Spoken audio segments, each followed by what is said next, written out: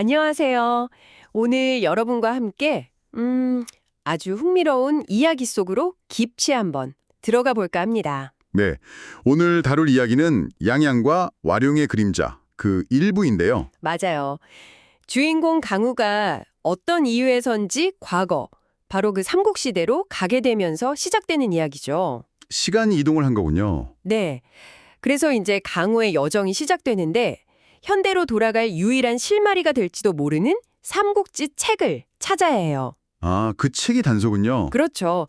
그래서 번화한 도시 양양으로 향하는데 과연 이 낯선 시대, 또 낯선 도시에서 뭘 발견하게 될지 궁금하네요. 오늘 저희가 이 강우의 여정을 따라가 보면서 그가 마주한 현실, 또 어떤 만남이 기다릴지 한번 같이 파헤쳐 보겠습니다. 자, 그럼 같이 들어가 보시죠. 네, 강우가 도착한 양양이 이게 생각보다 훨씬 활기찬 도시였다고 묘사가 돼요. 네, 그쵸. 거의 뭐 21세기 서울과 비교해도 괜찮을 정도라고 하니까 네, 우리가 보통 생각하는 옛날 도시 모습이랑은 좀 다른 거죠. 상당히 생동감이 넘치는데. 맞아요.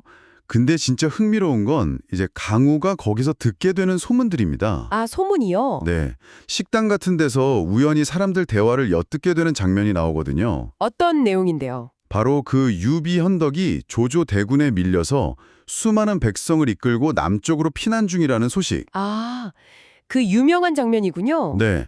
그리고 백성들 때문에 하루에 신미도 채 못 간다는 이야기. 아이고, 정말 힘들었겠네요. 그렇죠. 또 장판파에서는 조자룡이 혼자서 어린 유선을 구해냈다는 그런 영웅담까지 막 들려오는 거예요. 와, 강우한테는 이게 그냥 옛날 이야기가 아니잖아요. 미래에서 왔으니까. 그렇죠. 교과서나 소설에서 보던 그 역사적 순간들이 지금 눈앞에서 벌어지고 있는 거죠. 생생하게. 특히 강우는 딱 알아차리잖아요. 아, 지금이 유비한테 가장 힘들고 어떻게 보면 가장 약했던 그 시기구나 하고요. 바로 그 지점이 중요합니다.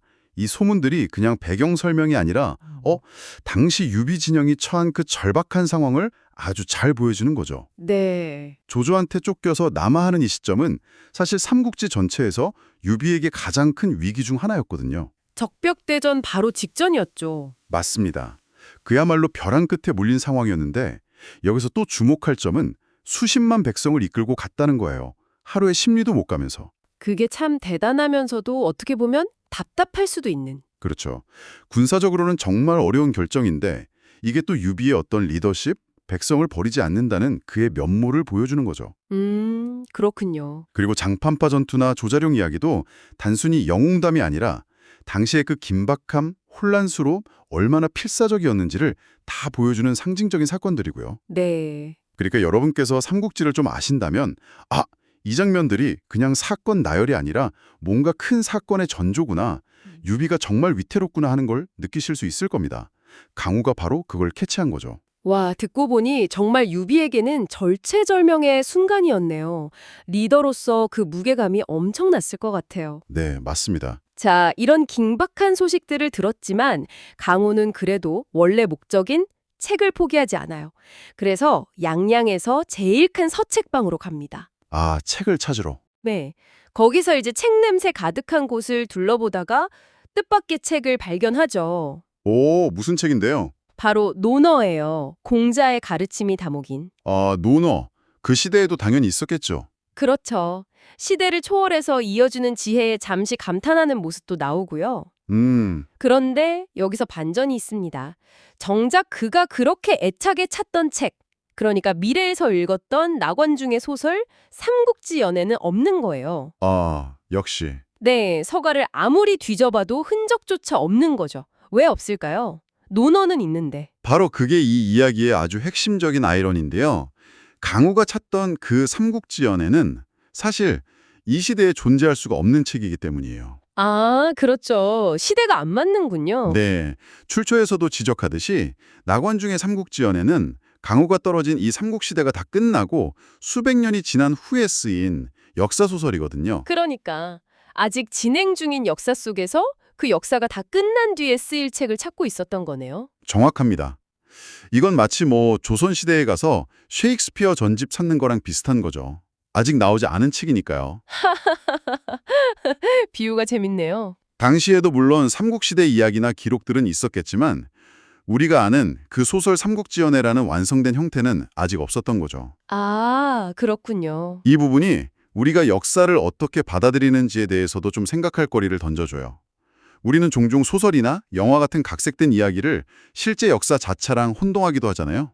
네, 그런 경향이 있죠. 강호가 책을 못 찾는 이 장면은 바로 그 차이, 지금 벌어지고 있는 살아있는 역사와 나중에 기록되고 해석된 과거로서의 역사 사이의 간극을 아주 명확하게 보여주는 장치인 셈입니다. 와, 되게 중요한 포인트네요.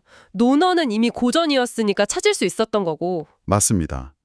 강호의 실패는 그냥 책을 못 찾았다가 아니라 시간 여행자가 겪는 어떤 근본적인 인식의 오류를 보여주는 거죠. 미래의 결말을 아는 사람이 아직 이야기가 진행 중인 현장에 딱 떨어진 거니까 그 괴리감이 엄청나겠어요. 그렇죠. 상영 중인 영화의 엔딩 크레딧을 막 찾고 있는 관객 같다고 할까요? 네, 딱 그 느낌이네요. 그래서 책을 못 찾아서 실망한 강호가 마지막으로 서점 주인한테 물어봐요. 혹시 삼국지라는 책 아시냐고. 네. 주인은 역시나 처음 듣는다는 반응인데 대신에 아주 중요한 사람을 추천해주죠. 아, 드디어 나오는군요. 네, 이 양양 땅을 넘어서 천하에 있는 모든 책을 다 읽으신 분이라고 하면서 와, 대단한 분인데요? 그러면서 사람들이 그분을 존경과 뭐랄까 경외심을 담아서 와룡 선생이라고 부른다고 해요. 와룡 선생? 이 말을 듣는 순간 강우 머릿속에 진짜 번개가 칩니다. 와룡 선생, 설마 제갈량? 그렇죠.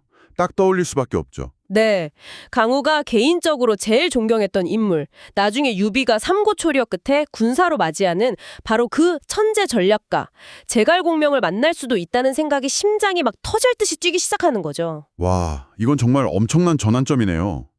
책 찾으러 왔다가 생각지도 못한 인물을 만날 기회가 생긴 거잖아요. 네, 현대로 돌아갈 단서 대신에 역사의 거인을 만날 수도 있다는 가능성이 열린 거죠. 이 와룡이라는 벼로 자체가 참 상징적이죠. 누워있는 용, 아직 세상에 나서지 않았지만 엄청난 잠재력을 가진 인재라는 뜻이잖아요. 네, 그렇죠. 제갈량이 바로 그 대표적인 인물이고요. 서점 주인의 이 말이 강호의 여정에 정말 결정적인 방향을 제시해 준 거예요.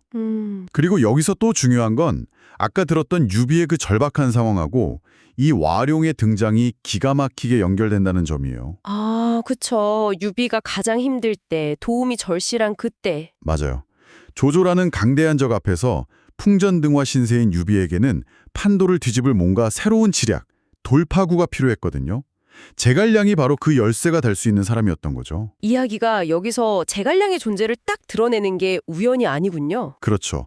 그래서 강우가 이제 원래 목표였던 책 찾기, 즉 현대로 돌아가는 걸 포기하고 제갈량을 만나겠다는 새로운 목표를 세우게 되는데 이게 단순한 팬심이나 영웅숭배 그 이상이라는 거예요. 어떤 의미가 있을까요? 이건 이야기 속에서 위기에 처한 유비 진영의 그 절박한 역사적 흐름하고 미래에서 온 강우라는 이방인의 개인적인 열망, 그리고 그가 가진 어떤 미래 지식 같은 것들이 교차하는 아주 흥미로운 지점이라는 거죠. 아, 단순히 만나고 싶다를 넘어서는 거군요. 네, 어쩌면 강우는 자기가 아는 미래 정보가 제갈량이나 유비에게 도움이 될 수 있지 않을까, 이런 생각을 했을 가능성이 커요. 이게 그의 동기를 완전히 바꿔버리는 거죠. 확실히 그렇겠네요. 그냥 동경하는 사람 만나는 설렘을 넘어서 내가 아는 걸로 이 위기의 시대를 또 존경하는 인물을 도울 수 있지 않을까 이런 생각까지 하게 되는 거군요. 네, 맞아요. 어쩌면 삼국지연의 소설 속에서 봤던 제갈량의 그 놀라운 활약들을 떠올리면서 내가 그걸 실현하는데 뭔가 기여할 수 있지 않을까 하는 생각까지도 했을지 모르겠어요. 충분히 가능성 있는 생각이죠. 목표가 단순 만남에서 개입이나 도움으로 확정되는 순간 같아요. 네. 그래서 강호가 막 벅찬 마음으로 서점 주인한테 거듭 감사 인사를 하고 밖으로 뛰쳐나옵니다. 네. 양양 성문을 나서는 그의 발걸음은 이젠 더 이상 길 잃은 나그네가 아닌 거죠. 그쵸. 목적이 생겼으니까. 마음은 이미 유비와 제갈량이 있을 남쪽을 향하고 있고 심장은 곧 펼쳐질 그 역사의 소용돌이 조조와 유비가 싸울 전쟁터를 향해 뜨겁게 뛰고 있었다. 이렇게 묘사가 돼요. 와, 현대로 돌아갈 길을 찾는 대신에 역사의 한복판으로 그것도 가장 극적인 순간 속으로 직접 뛰어들기로 결심한 거죠. 이 결단이 앞으로 어떤 결과를 가져올지 정말 궁금해지는데요. 이 마지막 장면이 강호의 내면에서 일어난 그 극적인 변화를 아주 잘 보여줍니다. 처음에는 어떻게든 돌아가야 한다는 개인적인 목표에 집중했다면 이제는 자기가 중요하다고 생각하는 역사적 사건과 인물에 적극적으로 참여하려는 의지를 보이는 거잖아요. 네. 이게 그냥 이야기 전개를 넘어서 우리 자신에게도 한번 질문을 던져보게 만들어요. 만약 여러분이 강우처럼 어떤 역사의 결정적인 순간에 심지어 미래를 어느 정도 아는 상태로 놓인다면 어떻게 할 것인가? 그냥 지켜볼 것인가 아니면 뭔가 해보려고 할 것인가. 그쵸. 그냥 관찰자로 남을 것인가? 아니면 위험을 무릅쓰고라도 그 흐름에 영향을 미치려 할 것인가? 강우의 선택은 영웅적으로 보일 수도 있지만 동시에 굉장히 위험한 선택이기도 해요. 그가 가진 미래 지식이라는 게 양날의 검이 될 수 있거든요. 그렇죠. 함부로 개입했다가 역사가 이상하게 꼬일 수도 있는 거니까. 맞아요. 그의 작은 행동 하나가 의도치 않은 나비 효과를 일으켜서 역사를 완전히 예측 불가능한 방향으로 틀어버릴 수도 있고요. 생각만 해도 아찔하네요. 그래서 그의 이 결심은 앞으로 그가 겪게 될 수많은 고민과 도전, 또 그가 역사에 미칠 영향력에 대한 어떤 궁금증과 함께 약간의 불안감까지도 느끼게 합니다.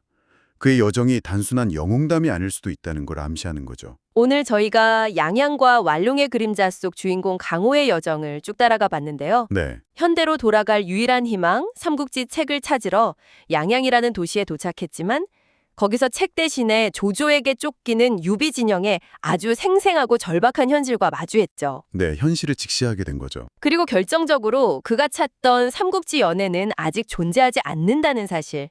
즉, 자기가 아직 쓰이지 않은 미래의 이야기를 찾고 있었다는 그런 역설적인 상황도 깨달았고요. 네, 그 아이러니를 알게 됐죠. 하지만 이 실망이 곧 새로운 기회로 이어졌습니다. 서점 주인을 통해서 당대 최고의 지성이자 숨겨진 인재, 와룡산생 제갈량의 존재를 알게 되면서요. 그렇죠. 결정적인 만남의 예고죠. 네. 그래서 강호의 목표가 현대로 돌아가는 것에서 역사의 현장으로 뛰어드는 것으로 완전히 바뀌었습니다. 네, 강호는 이제 책 대신에 제갈량을 만나서 그를 돕겠다는 생각으로 전쟁이 벌어지는 남쪽으로 향합니다. 근데 여기서 우리가 마지막으로 한 가지 더 생각해 볼 점이 있어요. 어떤 점일까요? 강호는 미래에서 왔잖아요. 그러니까 앞으로 벌어질 역사의 큰 흐름, 예를 들어 적벽대전 결과라던가 유비가 총나라 세우는 거, 주요 인물들이 어떻게 되는지 이런 걸 대략은 알고 있을 가능성이 높단 말이죠. 네, 그렇죠. 삼국지 연애를 읽었으니까 더 자세히 알 수도 있고요. 맞아요. 그 소설 내용, 구체적인 사건 전개나 계책, 인물 묘사 같은 것도 기억하고 있을 거고요. 그렇다면 이 미래 지식이랑 소설 정보, 이게 과연 강호한테 또 그가 만날 제갈량이나 유비한테 순수한 도움이 될까요? 아니면 오히려 역사의 자연스러운 흐름을 막 방해하고 예측 불가능한 결과를 만드는 판도라의 상자가 될 수도 있지 않을까요? 아, 그럴 수도 있겠네요. 좋은 정보라고 알려줬는데 그게 오히려 나쁜 결과를 낳을 수도 있는 거잖아요. 그렇죠. 예를 들어 강우가 알려준 것 때문에 제갈량이 소설과는 다른 선택을 했는데 그게 더 최악의 결과를 가져온다거나. 혹은 강호의 지식이 그냥 무시당하거나 왜곡될 수도 있는 거고. 맞습니다. 그의 그 알미라는 게 과연 그 시대에 진짜 도움이 될지 아니면 시대를 더 혼란스럽게 만드는 씨앗이 될지 이게 앞으로 이 이야기를 따라가면서 풀어야 할 가장 흥미로운 수수께끼가 아닐까 싶습니다. 네. 여러분이라면 미래를 아는 지식, 그걸 어떻게 사용하시겠어요? 그 무게를 감당할 수 있을까요? 정말 생각해 볼 문제죠. 네. 정말 깊이 생각해 볼 만한 질문인 것 같습니다. 미래를 안다는 게 꼭 좋은 것만이 아닐 수 있다는 생각, 또 그 지식이 가져올 책임감 같은 것들에 대해서 다시 한번 생각하게 되네요. 그렇죠. 강우의 앞날이 과연 어떻게 될지, 또 제갈량이라는 그 거대한 인물 앞에서 어떤 역할을 할지 정말 궁금해집니다. 네, 앞으로가 더 기대되죠. 오늘 저희와 함께 이 흥미진진한 이야기 속으로 깊이 탐험해 주셔서 감사합니다. 다음 시간에도 여러분의 지적 호기심을 자극할 재밌는 이야기로 찾아뵙겠습니다.